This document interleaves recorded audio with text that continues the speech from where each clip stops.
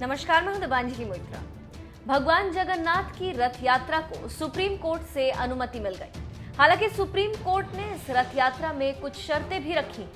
SC ने कहा है कि राज्य और मंदिर न्यास के सहयोग से नागरिक स्वास्थ्य पर समझौता किए बिना रथ यात्रा का आयोजन किया जा सकता है। सुप्रीम कोर्ट ने कहा है कि प्लेग महामारी के दौरान भी रथ यात्रा सीमित नियमों के साथ श्रद्धालुओं के बीच हुई थी। इसका मतलब है कि सीमित लोगों के साथ इस रथ यात्रा को निकाला जाएगा।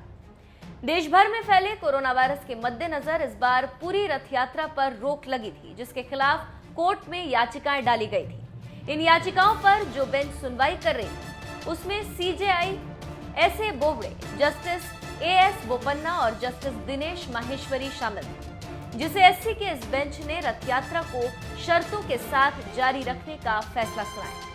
सुप्रीम कोर्ट ने इससे पहले 18 जून को कहा था कि जन स्वास्थ्य और नागरिकों के हितों की रक्षा के मद्देनजर इस साल 23 जून को ओडिशा के पुरी में निर्धारित यात्रा की इजाजत नहीं दी जा सकती।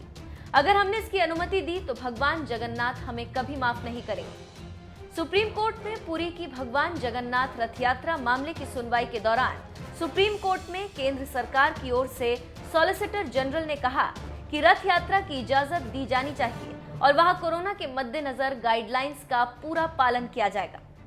सॉलिसिटर जनरल ने कहा कि लोगों की सेफ्टी के साथ कोई समझौता नहीं होगा और हेल्थ का पूरा ख्याल रखा जाएगा। पूरे ओडिशा में नहीं बल्कि पुरी में रथ यात्रा की इजाजत दी जाए।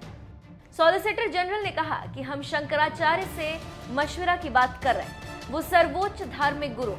इस सुनवाई के बाद ये तय हो गया कि पहले की तरह जो लाखों लोग वहां जमा होते थे वो जमा नहीं होंगे।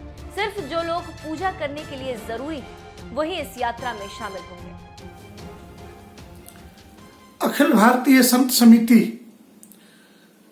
पुरी में भगवान जगन्नाथ की रथ यात्रा पर उच्चतम न्यायालय के दिए गए निर्णय का स्वागत करती है।